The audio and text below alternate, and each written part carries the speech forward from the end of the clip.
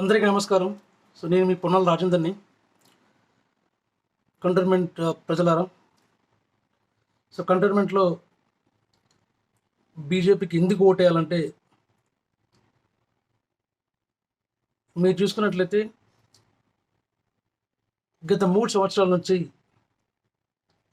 కంటోన్మెంట్‌లో రామకృష్ణ అన్న గారిని నామినేటెడ్ సభ్యులుగా నియమించినప్పటి నుంచి అంతకుముందున్న అభివృద్ధిని కంపేర్ చేస్తే మీకే అర్థమవుతుంది. గత 3 సంవత్సరాల నుంచి రామకృష్ణ అన్న గారి ఆధ్వర్యంలో అన్ని వార్డుల్లో అన్ని రకాల సమస్యలు, స్ట్రీట్ లైట్స్ కావచ్చు, డ్రైనేజ్ కావచ్చు, రోడ్స్ కావచ్చు, శానిటరీ వర్క్స్ కావచ్చు, ఇలా చెప్పుకుంటూ పోతే ప్రతి ఒక్క సమస్యని తన సమస్యగా భావిస్తూ మనందరికీ సేవ చేయడంలో ప్రతిరోజు ఆల్మోస్ట్ 24/7 పనిచేస్తుంటారు రామకృష్ణ గారు. ఇలాంటి 25 పనిచేయడము, అలాగే అన్ని వార్డుల్లో ఉన్న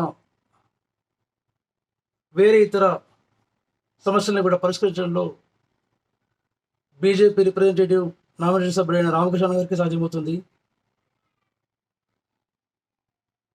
అందుకని వాటన్నిటిని దృష్టిలో పెట్టుకొని బీజేపీ అభ్యర్థిని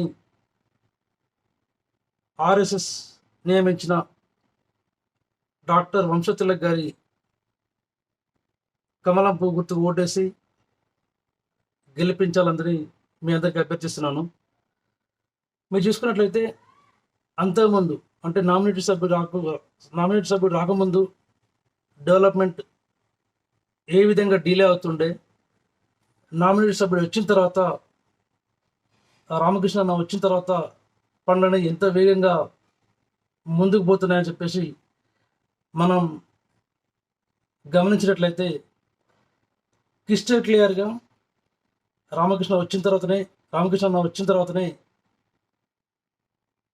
పనులు చాలా వేగవంతంగా పూర్తవుతున్నాయి. అది చిన్న వాటర్ సమస్య కావచ్చు, డ్రైనేజ్ సమస్య కావచ్చు, ఇంకా ఏ ఇతరత్ర సమస్యలు తీసుకున్నా కూడా కంటోన్మెంట్ అంటే రామకృష్ణ అంటే కంటోన్మెంట్, డెవలప్మెంట్ అంటే బీజేపీ అంటే డెవలప్మెంట్ అనే విధంగా రామకృష్ణ తన యొక్క పనితనాన్ని చూపిస్తున్నాడు. కాబట్టి కంటోన్మెంట్ ప్రజల బీజేపీ అభ్యర్థి ఉంటే మీకు డెవలప్మెంట్ అనేది కనిపిస్తుంది. బీజేపీ అభ్యర్థి ఉంటేనే మీకు సేవ, లేకపోతే టైం అనేది మీకు ఇవ్వగలుగుతాడు. లేదా వేరే పార్టీలు గెలిచినట్టే వాళ్ళు టైం ఇవ్వలేరు. కాబట్టి కంటోన్మెంట్ ప్రజలందరికీ నా విజ్ఞప్తి ఏంటంటే, ఈ బై ఎలక్షన్స్లో కంటోన్మెంట్ అభ్యర్థి అయిన డాక్టర్ వంశతిలక్ గారిని గెలిపించాలని మిమ్మల్ని అందరినీ అభ్యర్థిస్తున్నాను. Thank you all. జై హింద్. భారత్ మాతాకి జై.